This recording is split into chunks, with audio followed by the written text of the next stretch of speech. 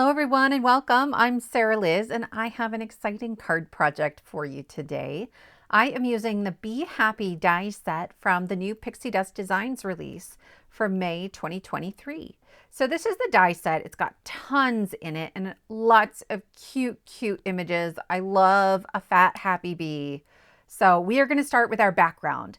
I thought I'd do a little bit of ink blending today. So I have two colors of Distress Oxide. I'm starting with Mustard Seed and I'm trying to cover kind of the center, but I'm keeping in mind the shape of that sort of hexagon hive pattern. I don't want it to be a whole lot bigger than that. And then I'm coming in with some Spice Marmalade just to create a little bit of variation in color.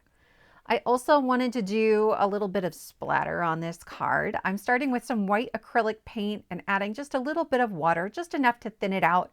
I like to use my teeny tiny brush. I don't have a lot of control over the size of the splatter no matter what size brush I use, but I have a little more control when I use the little one. This is then some glossy black acrylic paint. I just found it at my local craft store. It's nothing super fancy. But I thought that added a nice extra layer of texture and dimension to it. Then I'm moving on to ink blending and assembling my die cut pieces while my paint dries. Here I have our beehive and I'm using melon ink. It's a really pale orange. I tried ink blending with some different yellows and I just felt like it wasn't giving me the depth, the richness of color that I wanted. My yellow cardstock for this one is, I think it's called Hello Honey. It is a honey colored cardstock. And so it's already sort of darker and richer than like a lemon yellow.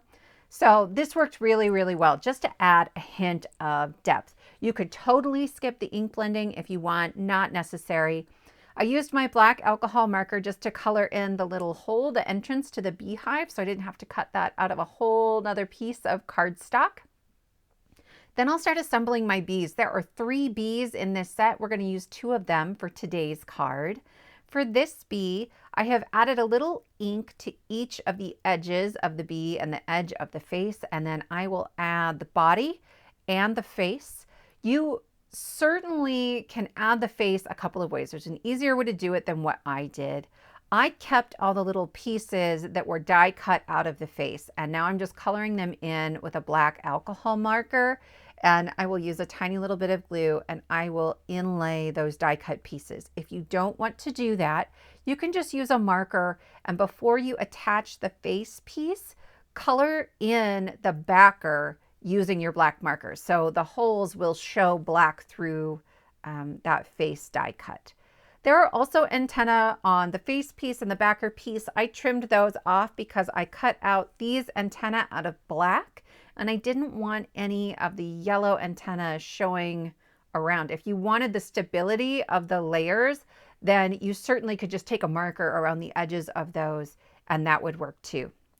This next bee you're looking at from the back, and so the black piece, the stripes, go up partway into the head, and I decided to cut that off just for this card, and then I am going to glue that to the backer, the body of our bee. You could certainly leave it on. It's just 2 different looks. If you want to cut it off, there's a debossed line that shows you right where the curve of that would be. So it was really easy. And then I'm trimming my antenna so I can attach my black ones. And finally, I have my wings. I've cut all of my wings today out of some silver vellum. So it's just a slight bit of shimmer to these translucent wings. And I thought that that was a lot of fun. This tree is from the Spring Box Card die set, and I really am just going to use the branch today. I only wanted that piece, but I am going to ink blend the whole thing because I'll keep the rest of it for another card. And there are all kinds of debossed details on that tree, and when you put just the slightest little bit of ink over it, it really helps those to stand out.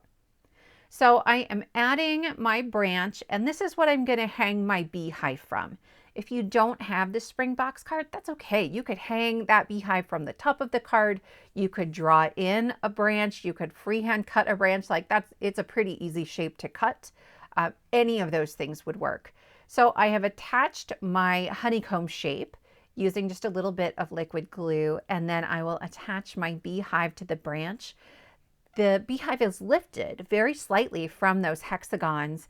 And so it makes it look like that entrance to the beehive, that little black dot, is sort of recessed back behind it. And I love that. That was sort of a happy accident as I was putting everything together.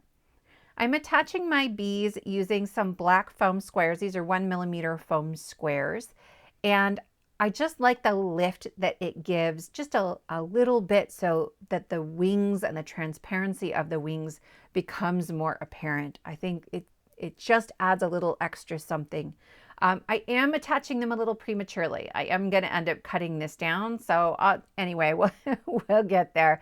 I can't make a card without changing my mind at least once.